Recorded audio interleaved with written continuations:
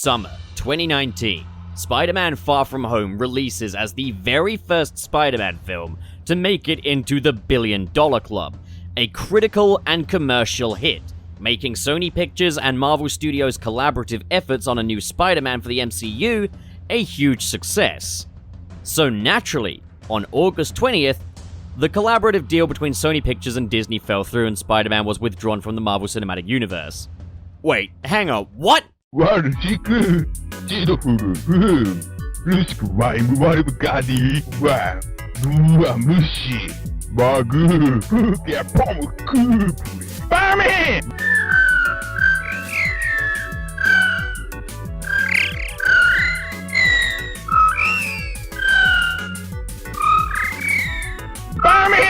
This was surely some kind of massive hoax, I thought.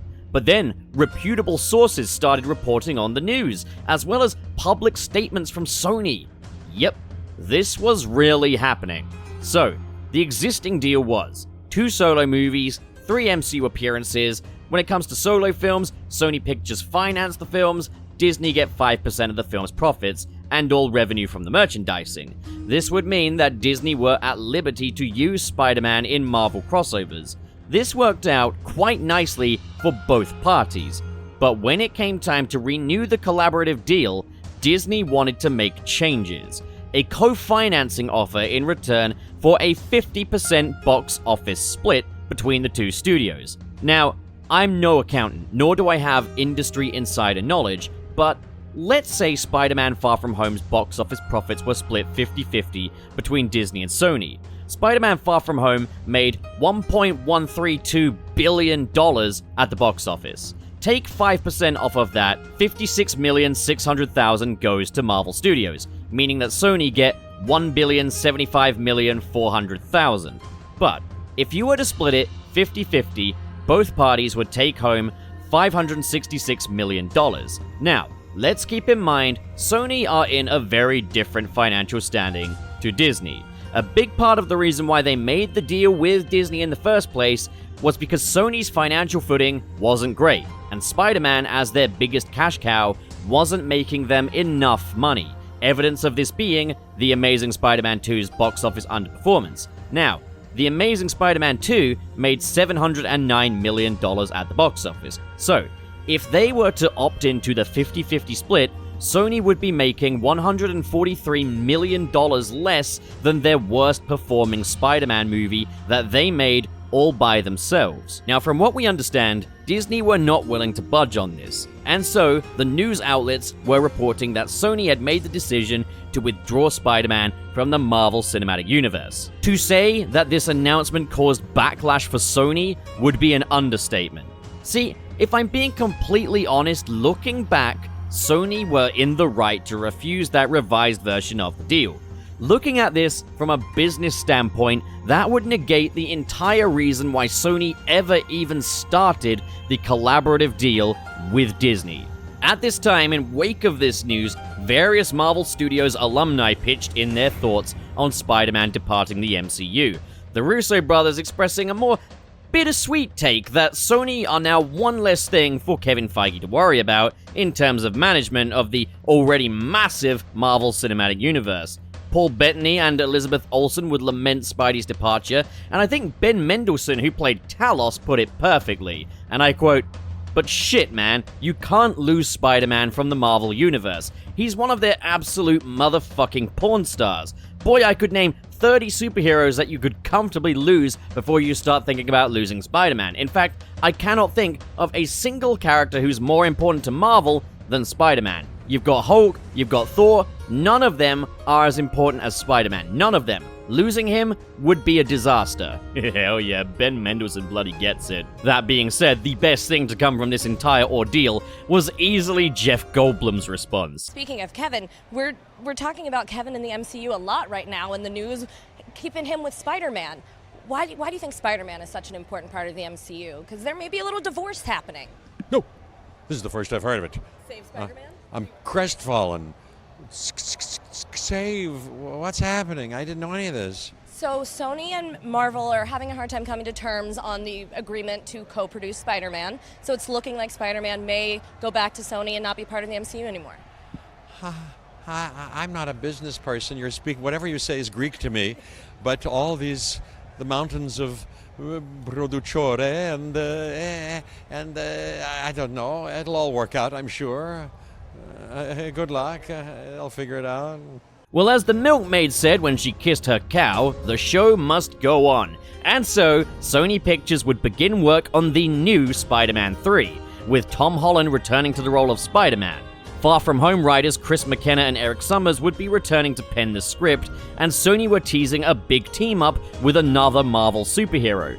Presumably, I think they meant Venom. They've been wanting a Spider-Man and Venom crossover for the longest time, and the opportunity was absolutely there now without Marvel Studios. Plus, I mean, how many other Marvel heroes does Sony even have? The only member of their own universe that established at that point was Venom. Sony Pictures chairman Tom Rothman would be taking the lead producer role on Spider-Man projects going forward.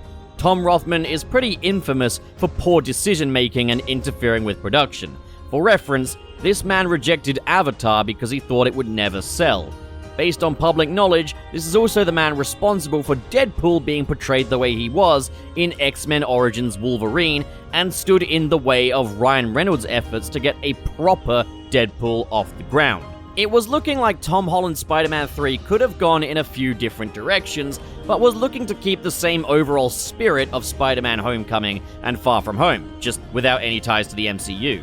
I do think that, with the right management, not Tom Rothman, Sony could have been a real contender with Spider-Man all to themselves. This was a post-Avengers Endgame world. Marvel Studios would no longer have Iron Man and Captain America in their arsenal, and now no Spider-Man? I do think that Sony would have had an advantage if they could pull it off. That is something to say for hypothetical scenarios though, as it was reported in September of 2019 that Disney and Sony have finally patched things up and reached an agreement, and that Spider-Man would continue in the MCU, all with a brand new deal. What did this new deal consist of?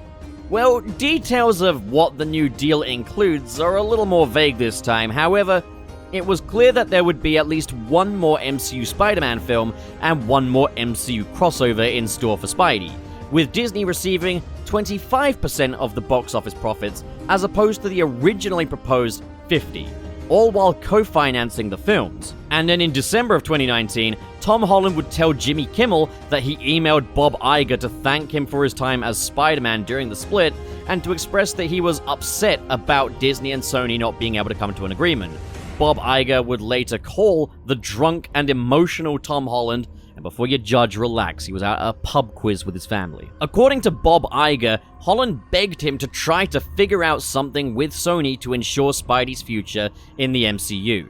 Iger promised Holland that he'd try. Tom Holland, now lauded by fans as the one who saved Spider-Man. Now guys, I hate to be the one to tell you that the Easter Bunny isn't real, but I don't think any of that happened. At all. See, Tom Holland has a reputation for being a bit of a fanboy of the movies he's in, unable to resist spilling the beans on what fans can expect because he's just that excited. And that's because he's just like you. He's a fan, and he was the one who did the legwork to guarantee Spider-Man would return for the MCU, for the fans. Now, let me throw this out there. Public relations. It's good for any movie's publicity for the audience to be on good terms with the star, to feel a sense of kinship, no matter how nonsensical, distant, or parasocial that may be. If any actor were to reveal anything they weren't supposed to, that'd be a breach of their contract and incur legal action. Tom Holland will reveal what he's allowed to reveal, all in service of the fanboy who is just like you, just in service of that image, and I'll eat a shoe if it turns out that this story about him calling up Bob Iger, begging him to reconsider for the fans, is not just in service of public relations. And then of course, there's Bob Iger too. Oh, the lovable CEO who thought of the fans, who listened to his star. We can always count on the CEO of the multi-billion-dollar corporation to think about us, the little people. Nah, sorry, bullshit. I don't believe for a second that the story of Tom Holland and Bob Iger in a phone call with Tom Holland begging him to think of the fans was anything more than a public relations stunt. In fact, I think Disney had a very different strategy. See, all of this went very public very fast. Sometimes deals and agreements fall through, and further arrangements are made to revisit the table, and this all goes on in private and we don't hear about it. But let's not forget how many news outlets Disney have in their back pocket. I firmly believe that Disney used this as a bargaining chip to show Sony how badly they needed to maintain this partnership and how much damage it would do to their public image if they were to withdraw Spider-Man. Even if they were fully within their rights to turn down the 50-50 deal, it was an assertion that Sony were incapable of pleasing the fans with the IP they bought the licenses to fair and square. You think a company like Disney gets to where it does without a bit of corporate bullying? Nevertheless, a deal was struck, and MCU Spider-Man 3 was on its way very soon. Or maybe not that soon, because the entire world shut down for 2 years. God, this is a weird story, isn't it? Spider-Man No Way Home is unique. It's the only Spider-Man film to be shot in the midst of a global pandemic, meaning that different measures had to be taken for this one to avoid transmission of the virus, including much more indoor shoots, more studio stuff, less crowd scenes, less actors on screen at any one time. This also caused a great deal of disruption and delays for the film, not to mention the pandemic causing Marvel Studios to reshuffle their entire Phase 4 slate, meaning that Spider-Man No Way Home would undergo various script changes late into production to ensure cohesion with the rest of the Phase 4 slate. So nobody could have predicted what kind of form Spider-Man No Way Home would take. What does a mid-pandemic Spider-Man movie look like? Would it be worth the wait? Would it have been able to reach the box office highs of its predecessor with everyone scared to go outside? Well, Marvel and Sony were pulling out all of the stops for Spider-Man No Way Home, as a slew of returning actors from the Sam Raimi Spider-Man trilogy and the Mark Webb duology would be reprising their roles as villains for this film, coinciding with the multiverse saga built up early in Phase 4. This, of course, would stir fan speculation that we'd finally see Tom Holland alongside Tobey Maguire and Andrew Garfield's Spider-Man. Now, I was constantly trying to think outside the box in the lead up to Spider-Man No Way Home, refusing to take a live-action Spider-Verse for granted, only to be let down when that doesn't materialize. I considered that this may be just a piece of meta-casting, like with Evan Peters in WandaVision or J.K. Simmons as J. Jonah Jameson. Maybe these would be new versions with the same actors, but as time went by and trailers were released, at the last minute might I add, it became clear that no, these were the versions from the Raimi and Webb series, and they were back just as we remembered them. Except for Electro, but more on him later. So it stood to reason we'd be seeing the Spider-Man 2, right? Well, they kept their return as under wraps as possible, save for a couple of leaks which were becoming harder and harder to deny. Look closely at Tobey Maguire's dick. 5 villains were confirmed: Green Goblin, Doc Ock, Sandman, Lizard, and Electro. Surely this was it, a multiversal Sinister Six. But who was the 6th member? Surely they weren't just keeping Paul Giamatti's Rhino under wraps. Maybe Venom? Maybe the Spider-Man 3 version of Venom? What if it's Mysterio, back from the dead?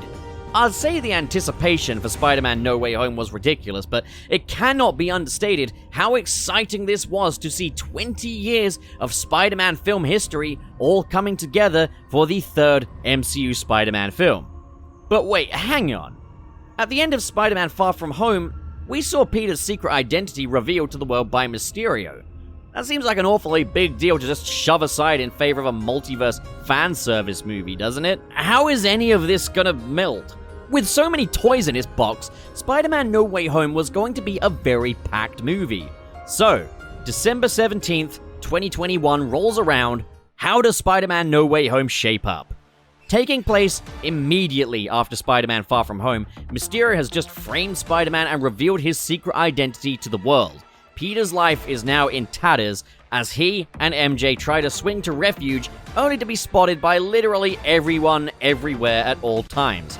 Good movie, that. So the opening of this film is incredibly strong, with Spidey and MJ swinging back to Aunt May's for refuge. So, there's this little detail with the web swinging that was also present in Far From Home, but I just want to talk about it here. I love this close-up flying camera sort of deal they have going on with the scenes of MJ and Spidey swinging together. It means that rather than web-swinging sequences just being purely CGI, there is some practical work going on here, which gives a nice sense of tangibility. We follow this up with a one-shot as Peter and MJ arrive home, and it's pure chaos in the Parker household. May and Happy's summer fling has come to an end, helicopters surround the apartment.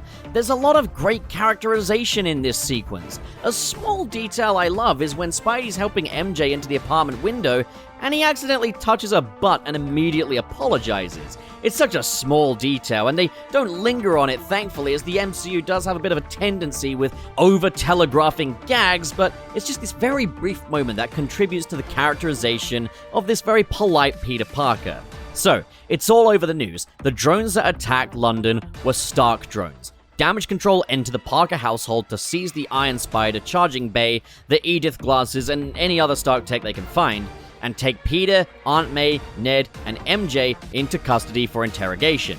Fortunately, Matt Murdock, aka Daredevil, helps Team Peter to avoid legal repercussions, as there is insufficient evidence that Peter was responsible for the attack on London. However, the public are divided, with some believing in Mysterio and others believing in Spider-Man.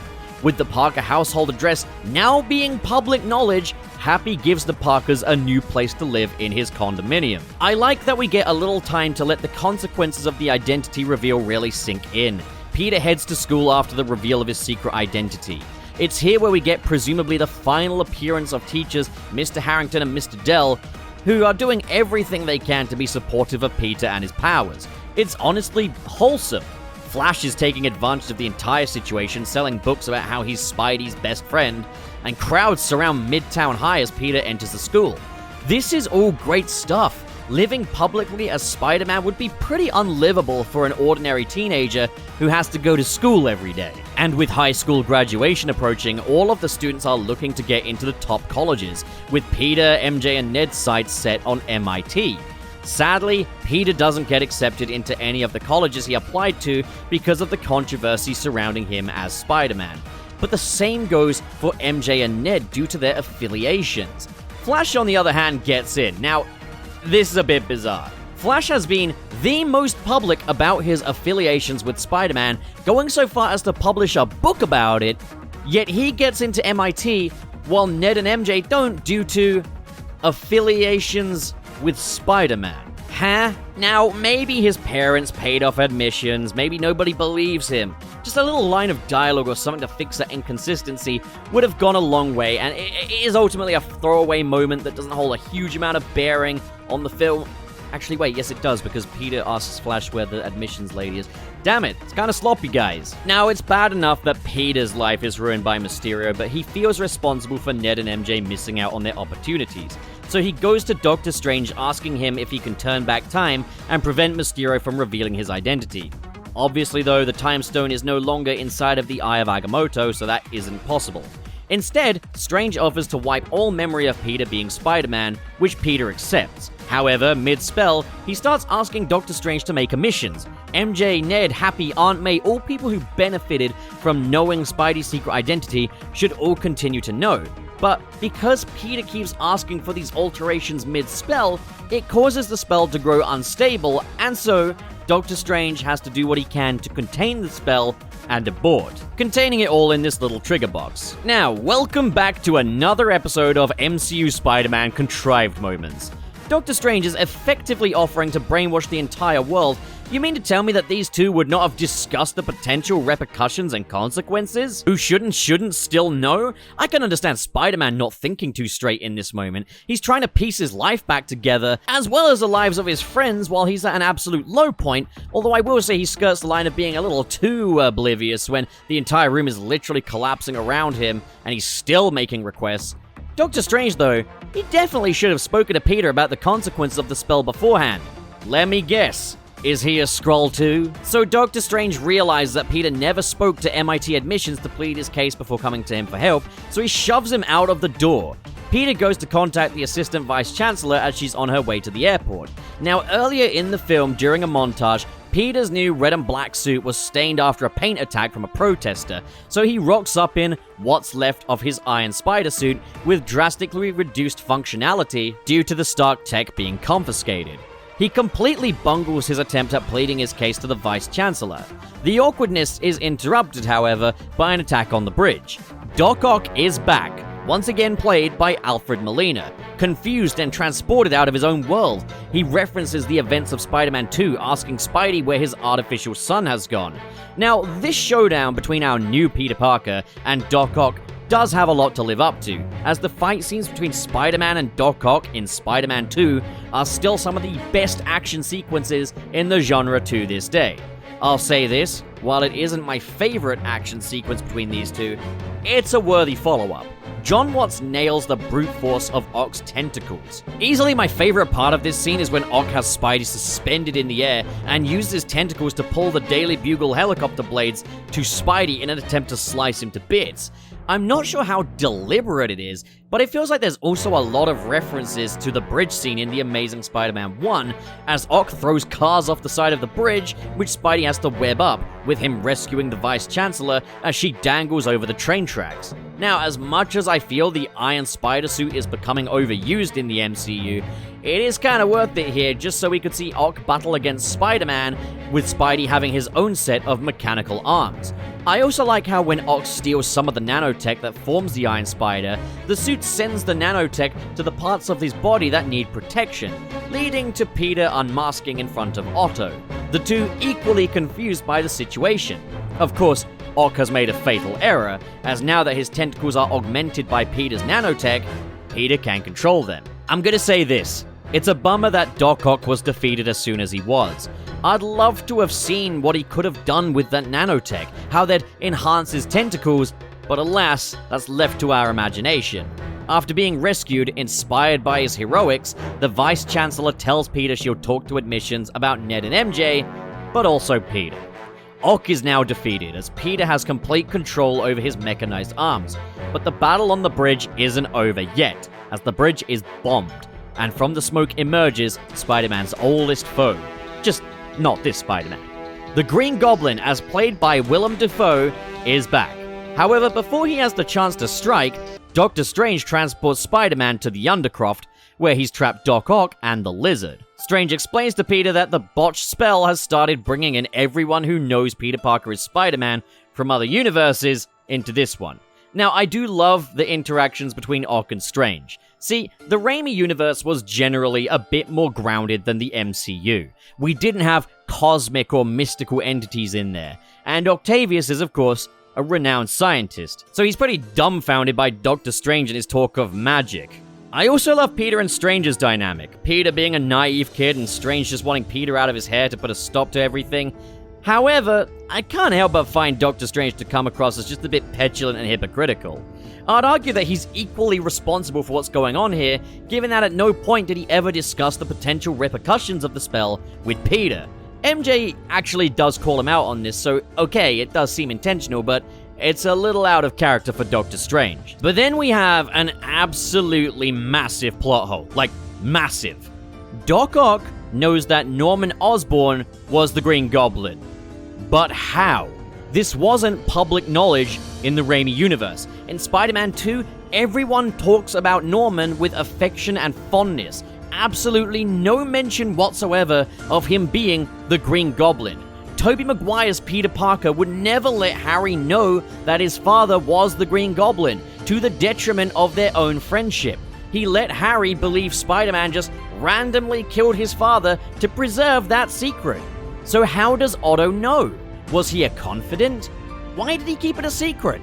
This was definitely not public knowledge during the time of Spider-Man 2, that is for sure. So what the hell, movie? So Strange has Peter, Ned, and MJ track down the multiversals as he provides Peter with a mystically augmented web shooter that would transport his enemies back to the Undercroft.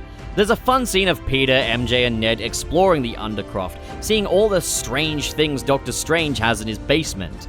This is what MCU Spider-Man is all about in a lot of ways, exploring the Marvel universe through the eyes of ordinary kids. So Spidey flips his stained suit inside out, which surely isn't a great idea because that exposes the copper wiring and circuitry of the suit, so one rough landing and the functionality of the suit would surely be buggered, but I guess it's magical Stark tech that can withstand being submerged in water, so maybe it's cool, but seeing how much exposed wiring is in there, it cannot be comfortable to wear. Anyways, he flips his stained suit inside out, puts it on, and he sets out to track down the Green Goblin in the woods, but he's instead met with Electro, played by Jamie Foxx. It was nice to, albeit briefly, see his blue form and hear his iconic theme one last time before the battle starts. But Spidey is protected by the Sandman, and the two work together to cut the power and take down Electro. Now, because energy and electricity works differently in this universe, Electro manifests differently, no longer glowing blue, instead being a lot more recognizable as Jamie Foxx. However, Sandman is seemingly stuck permanently in his sand form, which isn't really acknowledged, but I guess you could say same logic applies. The elements work differently in this dimension, so these characters manifest differently. When Spidey transports Electro to the Undercroft, Sandman grows paranoid thinking Spider-Man may have just killed him, so he transports him to the Undercroft too. So as much as I enjoy this scene, there are a few things that strike me as bizarre. For one, Electro never found out who Spider-Man was in The Amazing Spider-Man 2, and it's never acknowledged that he may have found out off-screen either. Not only that, but it's just a little odd to me how Sandman is characterized here too. He thinks MCU Peter is the Peter from his universe at first, but the way he talks to him is like he's an old family friend as opposed to the man who, albeit accidentally, killed Uncle Ben. Alright, so back at the Undercroft, we've got 4 of the villains now trapped, and I gotta say, we almost never see Spider-Man villains interact with each other, so it's great to see here. But again, there are some bizarre decisions going on. See, in Spider-Man 2, it's mentioned that Doc Ock was close friends with the Dr. Connors of his world. So why does he have absolutely no reaction to Electro revealing that the Lizard was formerly Kurt Connors? But then also, we have Electro, and no way, no. This is not the same character from The Amazing Spider-Man 2. Remember how I said in my review of Amazing 2, Jamie Foxx, an effortlessly cool dude, has absolutely no business playing an aggressively dorky guy?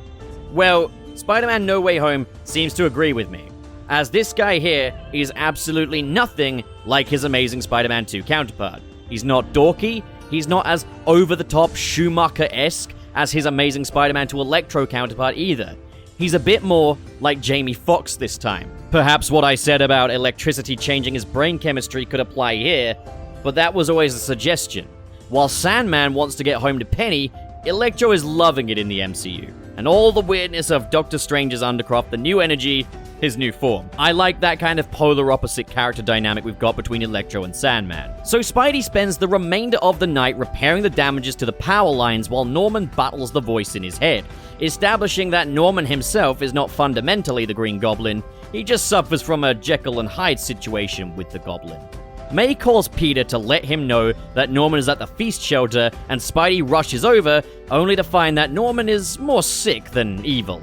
Not really a threat in his current state. Peter suggests that he just needs to send Norman and all of the other enemies home as soon as possible, but Aunt May tells Peter that he should take responsibility and help these new multiversal guests before sending them home. Peter asserts, though, that their best chances at rehabilitation are back in their own dimension. This interaction also nixes any chance of seeing a Green Goblin that belongs to this universe, as Norman states that Oscorp doesn't exist in this world.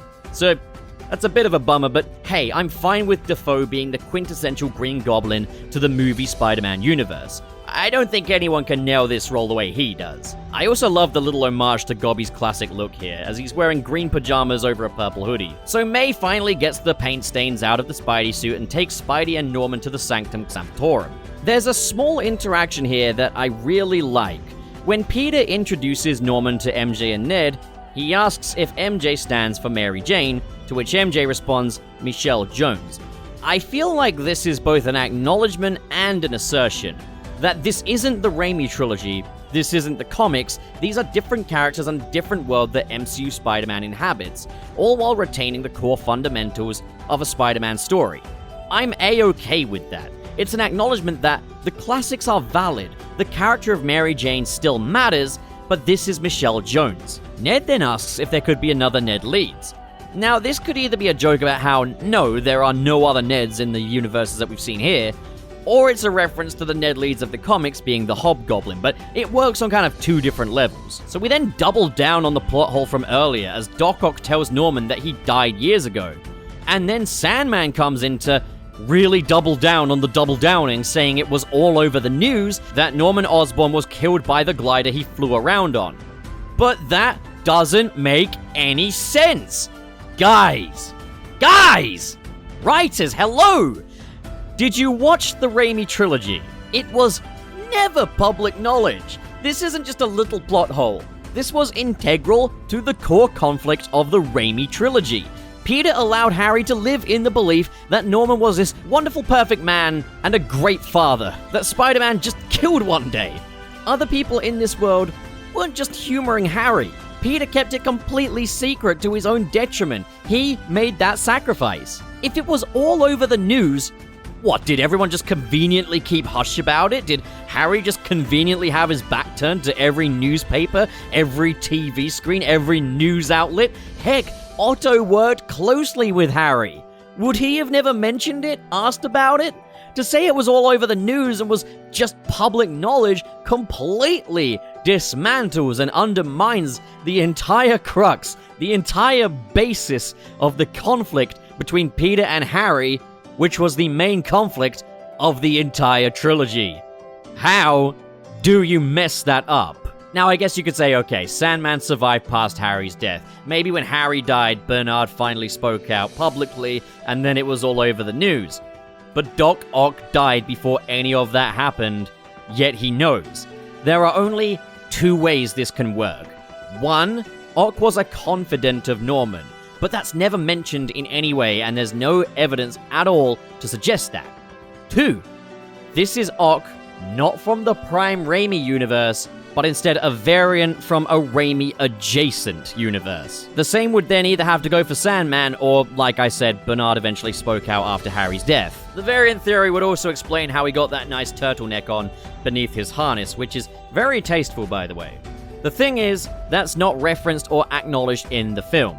And I am personally of the belief that if a plot hole can only be filled using the audience's imagination or headcanons, then that's just the audience doing the work for the writers, and that's indicative of lazy writing.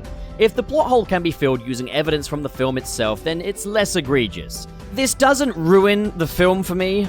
I'm willing to use my imagination, but it does beg a belief how a few lines of dialogue could completely undercut one of the most important aspects of a trilogy which this film goes out of its way to connect with. So at this point it becomes clear that almost all of these villains were definitely going to die before they were transported into the MCU.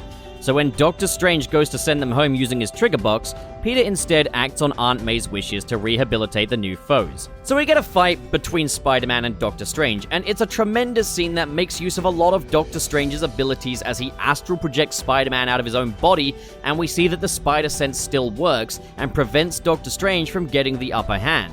Spider-Man is just that tough, he's a unit. When Spidey tries to get away with the trigger box, Strange battles him in the mirror dimension where he controls all of the rules of how that world works. It's a thrilling sequence as Spider-Man is swinging through this kaleidoscoped version of Manhattan which eventually transports to the Grand Canyon. The visuals are psychedelic and it's just awesome to see Spider-Man in such a stylized, abstract environment. Spidey eventually gains the upper hand as he realizes that the mirror dimension is based entirely on geography. So he uses his ingenuity and knowledge of geography to escape and trap Doctor Strange in the mirror dimension, but not before stealing the sling ring to ensure that Doctor Strange won't be able to get out. So wait, how does he intend on getting Doctor Strange out of there? Is he just gonna wait for Wong to come back or what? Okay, so we know the webs dissolve in 2 hours and Doctor Strange controls that world, so he's not necessarily gonna plummet to his death. But I really hope there's like a McDonald's in there or something, because man's gotta eat, right? I'll say this, I really do appreciate the dichotomy between Spidey and Doctor Strange as heroes. Spidey's idealism, his desire to ensure all of the villains get home safe, while Doctor Strange is far more of a realist, prioritizing the grand calculus of the multiverse. A bit more utilitarian in that sense. So the villains reluctantly agree to join Spider-Man in going to Happy's apartment so he can use Stark tech to cure them. So there is one small detail I wanted to briefly mention: the lizard choosing to stay in the truck.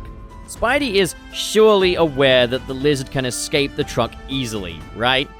but I'm almost kind of chill about this one, as it feels more like an open admission that they just didn't have the budget to render the lizard into these scenes, or find a place for him here. I don't know, I'm kind of just inclined to forgive that one. That said, I do like how much time we get for these villains who've never interacted before to just kind of hang out, I guess. We do get an incredibly unfunny joke with Aunt May offering Doc Ock tap water or salt water because, and I quote, "You're an octopus." It's such a reach. So Peter and Norman use the Stark tech to create a new inhibitor chip for Otto. The following scene where Otto is cured is an absolutely wonderful scene, as Otto for the first time in a very long time finally gets some peace in his head. Alfred Molina does a terrific job selling that this is a man who has just found peace when he thought he'd never know peace ever again. Ock gives back the nanotech he stole and infuses it with Spidey's suit, creating the integrated suit.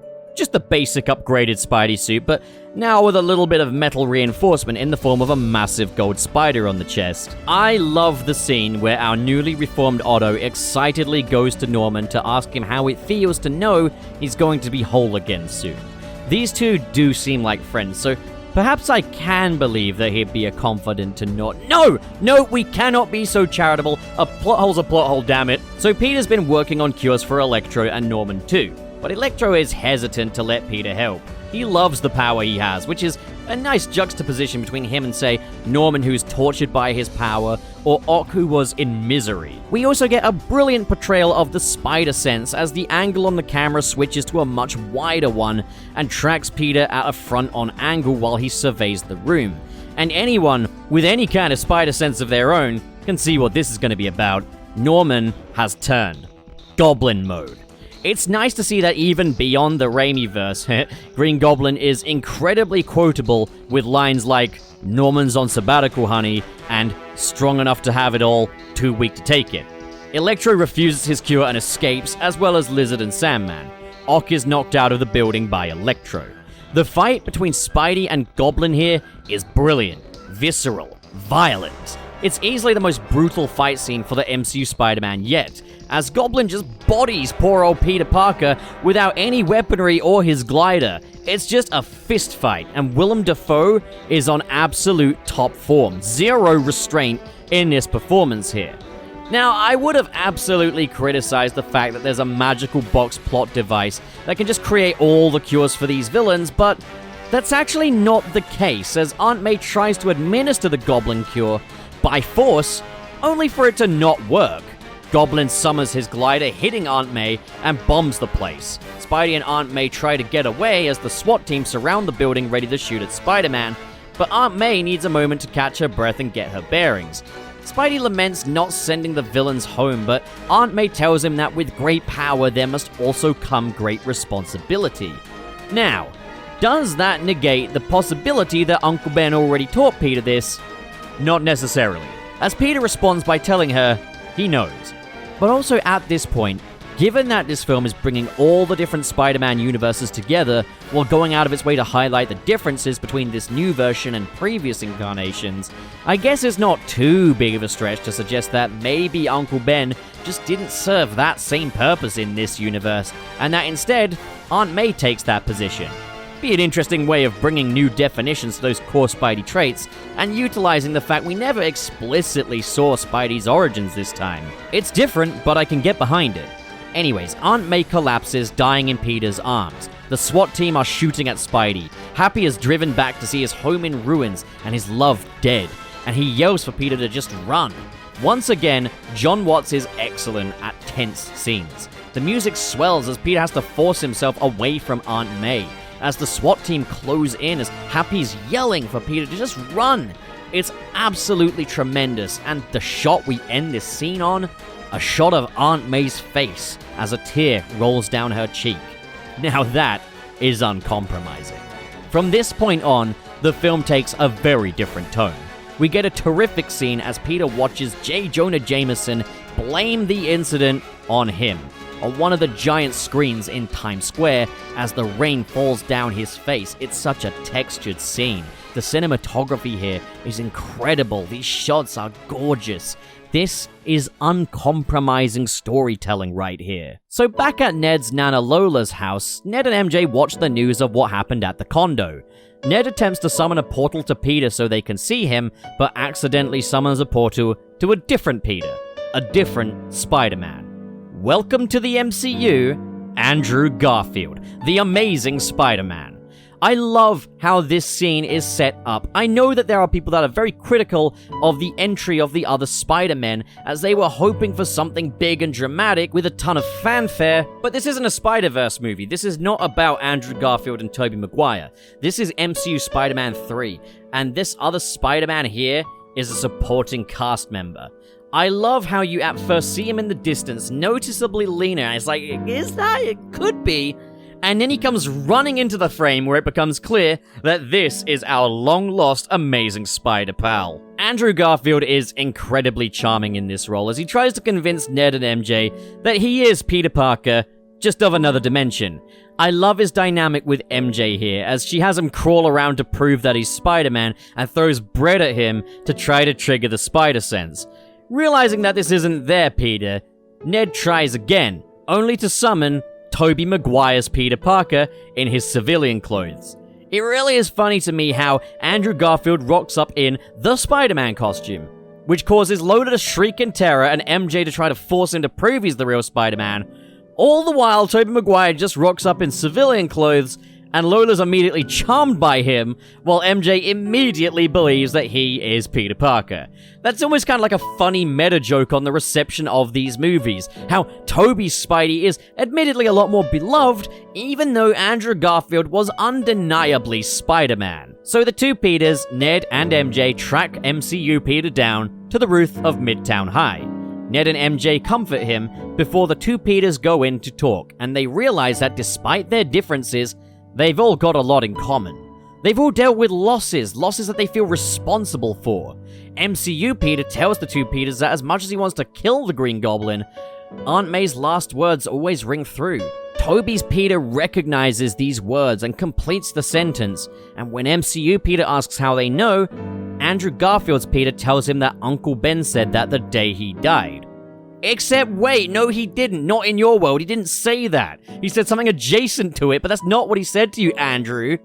With that being said though, I do really love this scene. How Tobey and Tom relate to each other, how we learn of what happened to Andrew after the death of Gwen Stacy, how each of these Spideys took a brief trip down the path of darkness before taking responsibility and doing the right thing. I also kind of like how understated MCU Spidey's response to the Uncle Ben mention is. He kind of knows, but he has a very slight facial reaction, you know? It just does make me wonder what kind of role Uncle Ben did play for this version of Spider-Man, as it probably wasn't quite as big of a role as traditionally is portrayed. So the three Peters work together at Midtown High to create cures. Each of these Peters wanting some form of closure, wanting to make right the things that went wrong in their lives.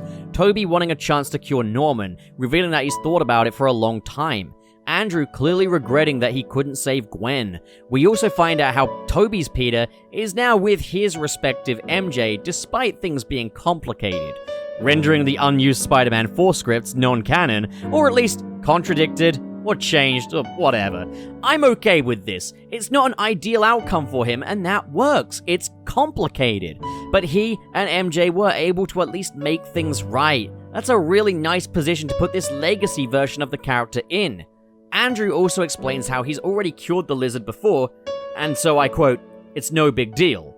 Wait a minute, did they just reference the Sony email leaks?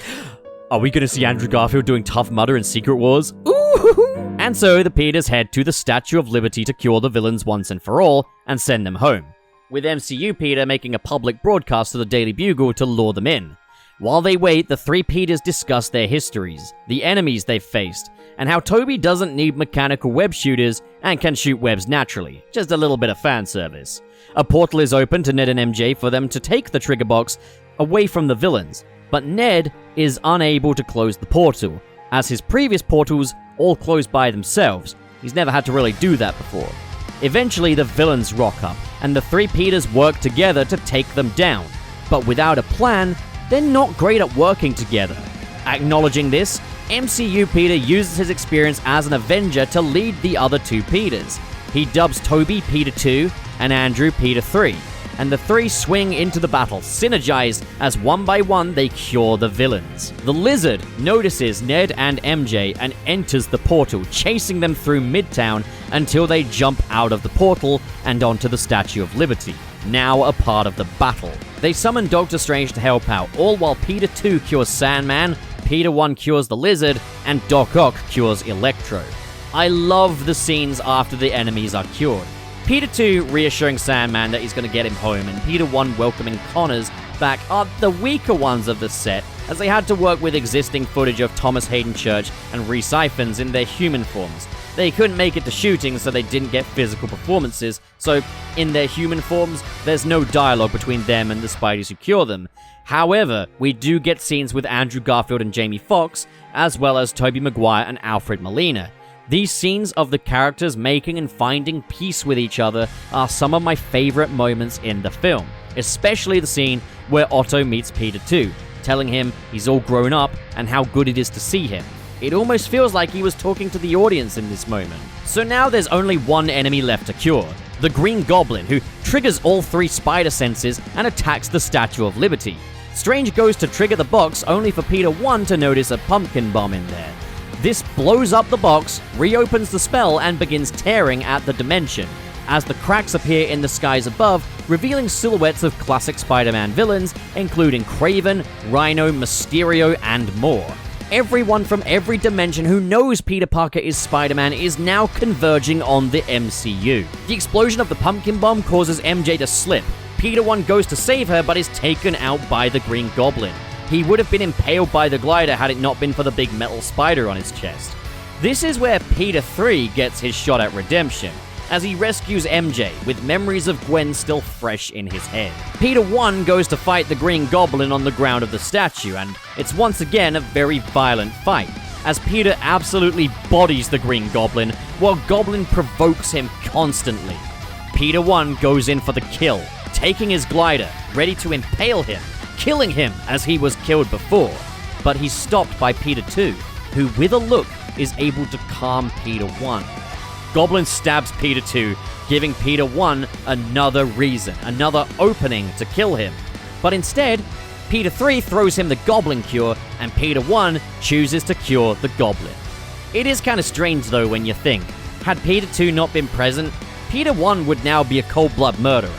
Not entirely sure how to feel about that, but I feel that Peter 2 being stabbed by Gobby served to give Peter 1 another chance at choosing murder. Doctor Strange is unable to stop the multiverses from converging, so Peter goes to him with a solution as to how to send all of the villains home, and everyone home.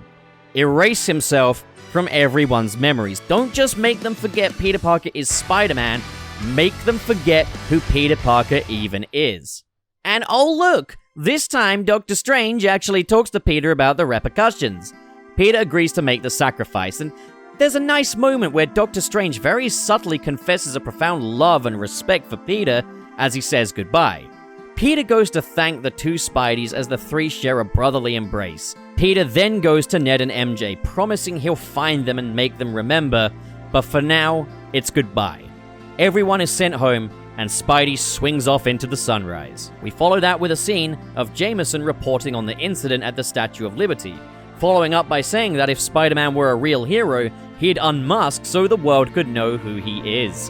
This was a really nice, subtle way of easing us into this new paradigm. Peter goes to the cafe where MJ works and sees her and Ned. He orders a coffee, but it dawns on him how difficult it will be to tell these two total strangers that they were once his best friend and the love of his life without sounding like a crazy person. This scene is absolutely gutting and, might I also say, beautifully shot. He then introduces himself to Happy Hogan at Aunt May's grave and tells Happy that Aunt May knew him through Spider-Man. The film ends with Peter rocking up to his new apartment with his GED manual and an empty photo frame, his only remnant of his old life being the Lego minifigure of Emperor Palpatine. He suits up in his homemade recreation of the classic red and blue Spider-Man costume. No black stripes, no redesigning here, just pure classic Spider-Man, and he swings off into the winter snow.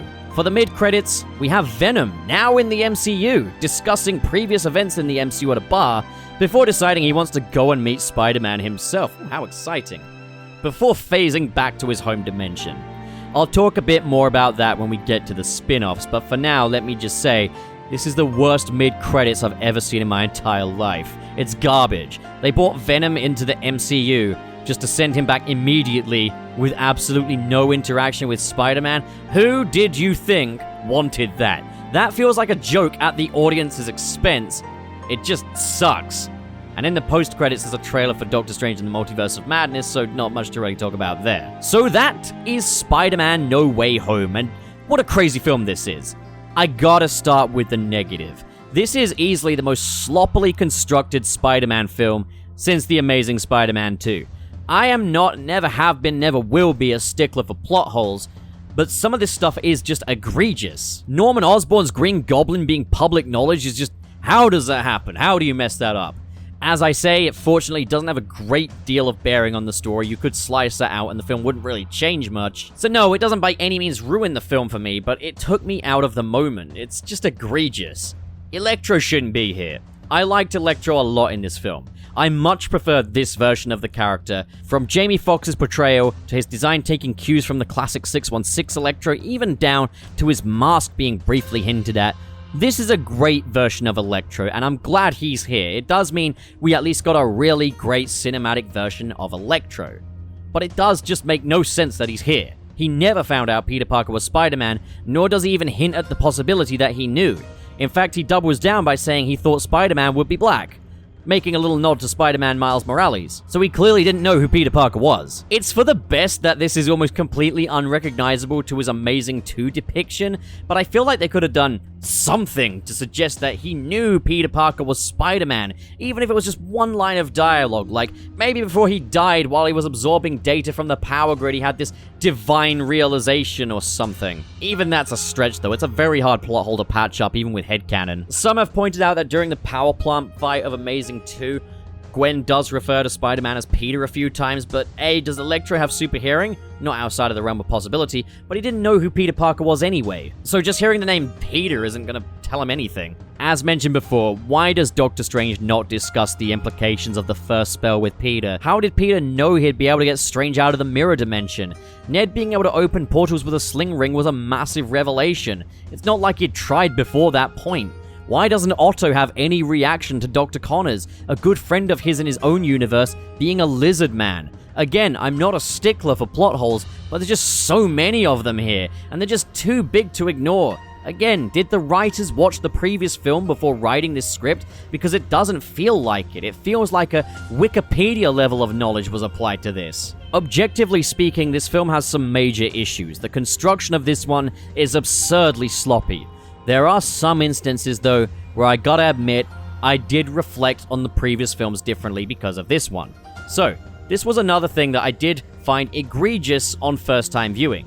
So Peter is curing the villains for their survival's sake, but the point Doc Ock was extracted from was the point at the end of the final battle of Spider-Man 2. Ock knows Peter is Spider-Man. He has him by the throat. The reactor can't be stopped. So if he cures him or not, Ock's just gonna die regardless, right? Well, not necessarily. See, Ock refused Spider-Man's help with downing the reactor in Spider-Man 2. Now, the other thing you could say is that MCU Peter doesn't know that Ock would just immediately die, but be that as it may, there is logical writing and then there's satisfying writing. If it's logical but unsatisfying, that doesn't make it any better in my eyes. Let's refer back to his last words though. I will not die a monster. He had a fleeting moment of clarity and he chose that moment to die. He chose to sacrifice himself in that instance, as opposed to accepting Spidey's help. So maybe when he goes back this time, he and Spidey will work together to down the reactor. But we don't see any of that. I understand this is focused on being Tom's movie, so they don't want to show the other universes. They keep it contained to just MCU Spidey's world, but it would be a far more complete movie if we saw a little bit of what these villains would go on to do next. But I'm hoping that this creates divergent timelines as opposed to actually impacting the original movies, because if you don't kill Norman in Spider-Man 1, the entire conflict between Peter and Harry can't happen, and that was central to the Raimi trilogy. So I like to think that the original trilogy remains intact, but now we've got a divergent timeline. And I suppose there is some evidence to suggest that based on how time travel worked in Avengers Endgame. Also this right here. is the worst thing I have ever seen in my entire life. And I know for certain that Avi Arad wrote this himself, because there's no filmmaker in the world that would unironically want to thank Avi Arad for anything. Also, original True Believer, put some respect on Stan Lee's name. So, okay, that's the most egregious stuff there. I am personally of the opinion that Spider-Man No Way Home is a very sloppily constructed movie with a foundational understanding, if even that, of the stories that it's referencing. The balance of comedy and drama is also a little awkward in spots too. That weird conversation about how Electro hates the woods, Lizard doubting that MJ is really Peter's girlfriend, the weird scene where Ned tries to call for Peter but all three Peters respond, and it's this big farcical misunderstanding. You can see where these moments have just been cut in. There's also the gratuitous references as well, the I'm something of a scientist myself coming back. The scene where Tobey says he's got a bad back, it just feels like SNL skits intercut with the movie. I can understand why people would enjoy these though, I just think they'd be better placed in Blu-ray menus rather than the film itself. With the most negative part of what I have to say about this film kind of out of the way though, let's kind of go for the stuff that I'm a bit more middle of the road about. I'm kind of hoping that this won't be the last time we see Tobey Maguire and Andrew Garfield's Spider-Man, even though I would say that's probably pretty likely. I'll say this much, it's a satisfying send-off for them, but I definitely don't feel like we got the most out of bringing these characters back. If the whole thing with this movie was everyone knows Peter Parker is Spider-Man converging with the MCU, then where's Mary Jane? Wouldn't it be a funny twist if Sally Field and Rosemary Harris's Aunt May showed up? Considering how wink wink nudge nudge they were about Spider-Man's secret identity, it would be funny to finally actually answer that. We never get to see any, close-up shot of the three Spideys together, not even in daylight. We only get a brief moment of the three swinging together.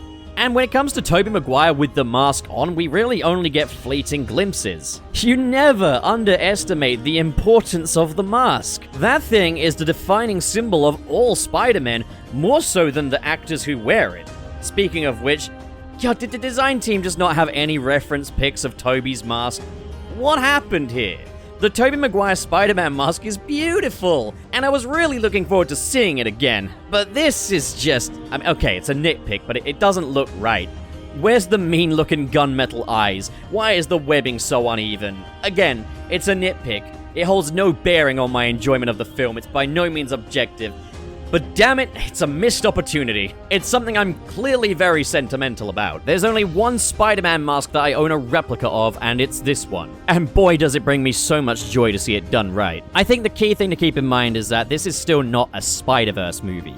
It prioritizes being Spider-Man No Way Home, being Tom Holland's movie, and it focuses on that, and I'd say it's for the better, as I'd hate to see Tom Holland's trilogy getting hijacked. With that being said, when I initially thought, oh, live-action Spider-Verse, Tobey Maguire, Andrew Garfield, I thought they'd be facing off against, Morlun or something, so to see them bringing back their villains from those movies is a massive bonus. That is something I never took for granted, and I'm thrilled to bits that this is the direction they took. Having Tobey Maguire and Andrew Garfield play supporting roles in Tom's sequel, it's a tasteful way of doing it, but I really hope that we can get a devoted Spider-Verse film so that we can maximize the potential of this concept. If nothing else, just get a nice poster with all three Spider-Men on it. Yeah, okay, we got this, but what's with the weird lack of photos of the Spider-Men with their masks on? You get all three Spider-Men together and you never think to take some of them with the masks on? I'm not saying less of them without the masks, I'm saying more of them with the masks. Just do more. More photos. Get me more photos of Spider-Man! Put it this way though, this movie sold like gangbusters, and both Tobey Maguire and Andrew Garfield are willing to return,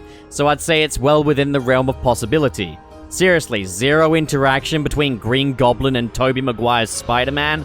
Are you serious? Also right, the spell makes people forget, but does it erase all records of Peter's secret identity? Could someone not just dig up the old video of Mysterio revealing the secret? Well, there are hints that there is no evidence left behind. The empty photo frame, the GED manual as a replacement for lost qualifications, but if you don't know how a GED manual works, which I sure as hell didn't, there isn't really sufficient evidence to indicate that Spidey's secret identity is entirely wiped from existence. Alright, but with all that being said, it probably sounds like I hate this movie, which I don't. I actually love this movie. Let's talk about what Spider-Man No Way Home does right. For one, Spider-Man. This is a quintessential Spider-Man story. This Peter Parker wants to recover his secret identity not for himself, but because he's taking responsibility for Ned and MJ not getting into MIT. I'm so glad they didn't just gloss over the identity reveal. This feels like a proper, organic follow-up to Spider-Man Far From Home. I appreciate that the returning characters weren't just gratuitous cameos or they're purely for fan service. They actually play an integral role. If you remove the Spider-Verse fan servicey aspects of this film, you have a completely different film, and I think that's how it should be. These aspects, these characters should be integral, and they justify their appearances well. The interactions between the villains are a lot of fun too. It's nice to see how they interact with one another in a way that we've never seen before. We've never seen Green Goblin and Doc Ock meet, and now we have that. The three Spider-Men have excellent chemistry. The ending is absolutely heartbreaking. Having the resolution be that the world forgets who Peter Parker is means that he gets his identity back, but it comes at a huge cost. Aunt May's death scene is incredibly powerful. The action beats are great. This is the best soundtrack, the best score that any MCU Spider-Man film has had to date. Michael Giacchino fires on all cylinders. I love the more choral, sort of operatic sound that he's given to the Spider-Man theme this time around. It feels fully fleshed out. There's a new responsibility theme that weaves in with the main theme really well. I do wish we'd heard more of Tobey Maguire and Andrew Garfield's themes. We hear a tiny little bit of them, mainly the responsibility theme in the case of Tobey Maguire, but it's a shame we never got to hear that Danny Elfman overture again in what could be Tobey Maguire's final appearance as Spider-Man. The nods are used sparingly, and I kind of appreciate that, but at the same time, I do lament the missed opportunities. Spider-Man No Way Home released when the tide was starting to turn on the pandemic. And whether or not it holds up under scrutiny, this was a very important film. It was the first film of the pandemic era to cross the $1 billion mark at the box office. And no matter how good it is as a Spider-Man movie or as a movie, it's quite obvious to see why. This was the perfect film for the pandemic era. I could not think of a better film to release during this time. It was exactly what everybody needed. Obviously, during the pandemic, while people were under lockdowns and some people were losing loved ones, it stood to reason that people would be reflecting on the past. Happier times, less complicated times, when people had a bit more control over their lives, and in some cases, when people had more of their loved ones around. And sure, you could say, any nostalgia movie will do that, but I don't think any film has done the nostalgia thing, bringing back legacy actors, as well as Spider-Man No Way Home has done. It's a film that takes us back to happier and simpler times. It reunites us with old friends, and they're all just as great as they were the last time we saw them. And I think the sense of isolation that Spider-Man feels by the end of the film is something a lot of people will be able to relate to after all the different lockdowns and restrictions were put into place because of the pandemic. I'm not sure if the story took the shape that it did because of the pandemic, but this was definitely the ideal movie for it. As for how the pandemic affected the film, you can kind of see that, this Spider-Man film feels a little bit different to previous ones. It's a very indoors Spider-Man film. It's all in very enclosed sort of studio backlot kind of environments. The majority of the film taking place in the Undercroft and Happy Hogan's apartment. And generally, shots will have around about 1 or 2 people on screen at a time. So I'll say that with it, it is a bit more of a claustrophobic feeling Spider-Man film, I guess. I believe the majority of this film was shot against a blue screen, and that does make a lot of sense for the pandemic era.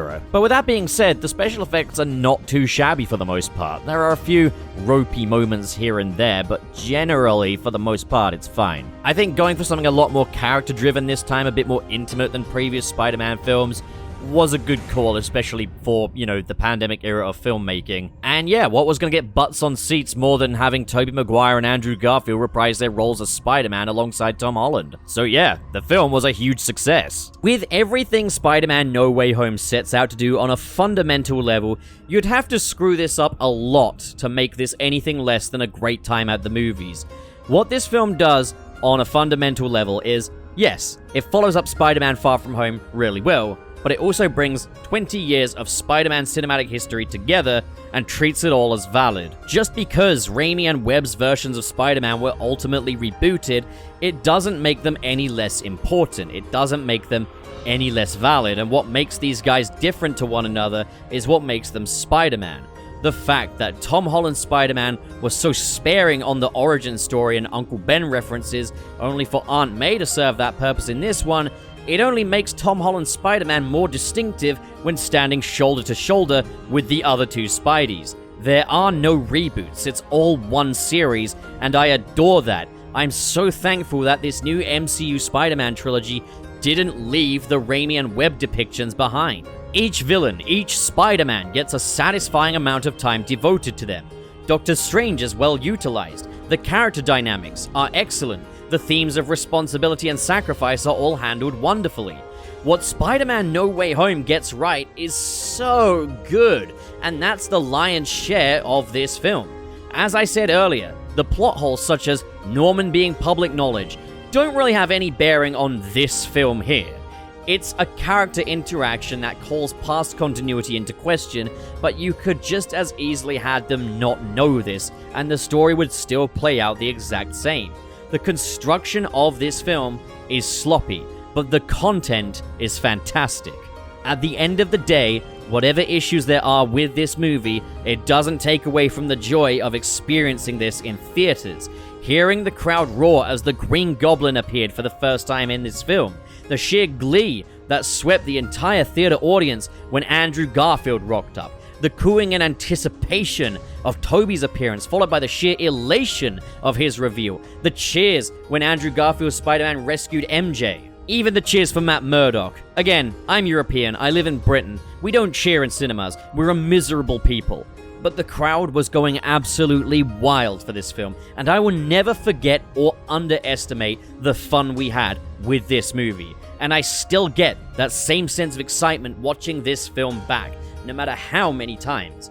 It's a testament to what this film does, what it achieves, to the point that I can forgive the issues this film has, but as a guy who talks about this stuff on YouTube, I do have to acknowledge that there are some more objective issues that do work against this film. But they ultimately don't affect my enjoyment of it. My subjective experience with Spider-Man No Way Home is absolutely wonderful, but that, if anything, makes Spider-Man No Way Home a very difficult film to discuss. It's a great film in my opinion. I can forgive its shortcomings because I think what this film does well more than makes up for that, but I definitely hope that future MCU Spider-Man films will improve on the writing of this one, because this script was absolutely scuffed. So there is an extended cut of this film. We did get a cinematic re-release a few months later dubbed the More Fun Stuff version, and yeah, it does what it says on the tin. It's Spider-Man No Way Home, but there's a bit more fun stuff. Now let's be real, I guess we shouldn't have expected anything mind-blowing from this. If there were any scenes that would elevate this movie to being even better, then they would have just left them in the original cut. What we have here feels more like the deleted scenes that you'd find on a Blu-ray menu, just placed back into the film. This one is strictly for fans, as a lot of these new additions are purely just more funnies that will make you XD and ruffle. The interrogations are extended with a running gag about Spider-Man hating public landmarks from both Jameson and Damage Control. These were fine. We got some additional scenes at Midtown High as Betty Brown interviews students, teachers, and of course, Peter.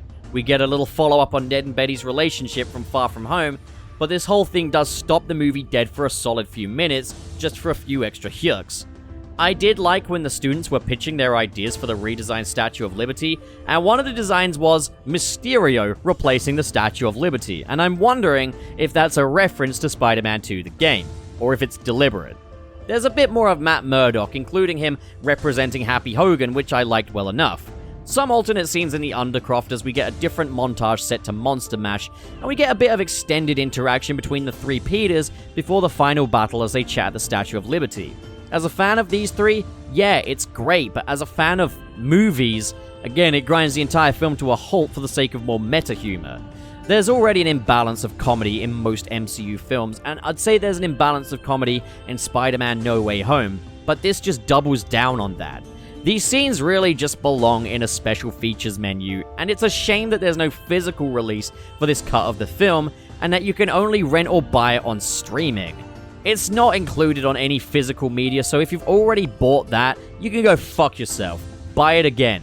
This is just a cash grab, but I do at least think that the removal of these scenes from the theatrical release did at least feel more like deleted scenes rather than just parts of the film being sliced off and sold piecemeal like what we had with Spider-Man Far From Home's extended cut. If there's one scene that definitely should have stayed in though, it's the after credits, which is a graduation video for Midtown High made by Betty Brunn, as the students reflect on their time at Midtown, and Peter Parker is nowhere to be seen.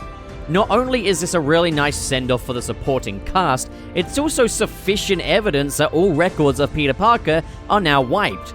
So question, how has he not been deported? Okay, well, I'm willing to exercise suspension of disbelief there. I'm not completely unwilling to do that. On a whole, in a toss-up, I'll go for the theatrical cut every time. But I do think the ideal version of No Way Home is the theatrical cut, but with the new after credits. So on a whole, Spider-Man No Way Home is flawed in many ways, but it's a celebration of Spider-Man's history on the big screen, all while being a third MCU Spider-Man film. And it's surprising just how well that flows. It doesn't just feel purely like nostalgia pandering, it still manages to feel like an organic follow-up to Spider-Man Far From Home, but with the returning cast as supporting characters. I can overlook its shortcomings and plot holes, but I do think they should be acknowledged, as while I may be able to overlook that with a celebration of Spidey's history for as meta as it is, I wouldn't be able to overlook that standard of writing if applied to a Spider-Man film that isn't giving closure to legacy versions of these characters. The fundamental basis that Spider-Man is revisiting his history on the big screen and righting the wrongs, it's a very Spidey story, it's a celebration, and I love that.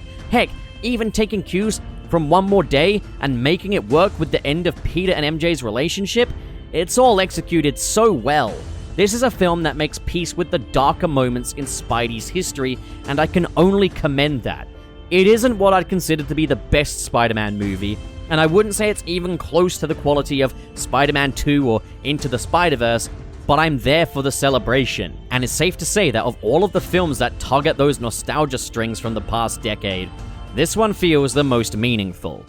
And that brings us to the end of the Spider-Man movie retrospective, at least for now.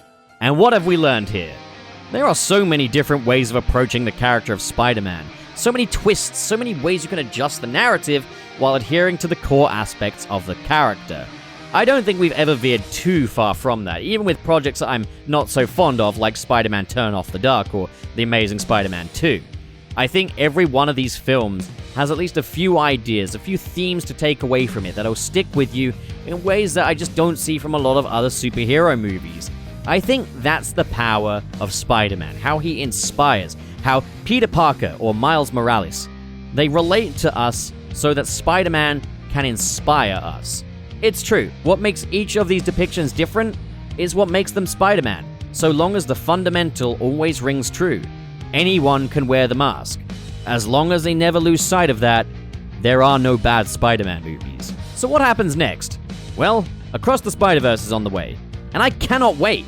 But you don't simply do a retrospective days or weeks or even months after a film's release. A retrospective is all about letting our feelings, our thoughts, our assessments marinate. So I don't think you'll be seeing a retrospective on Across the Spider-Verse from me for a good year or so. But that doesn't mean I won't review it once it's out. I'd never miss out on the chance to do that. So for now, consider this the end of the first wave of the Spider-Man retrospectives.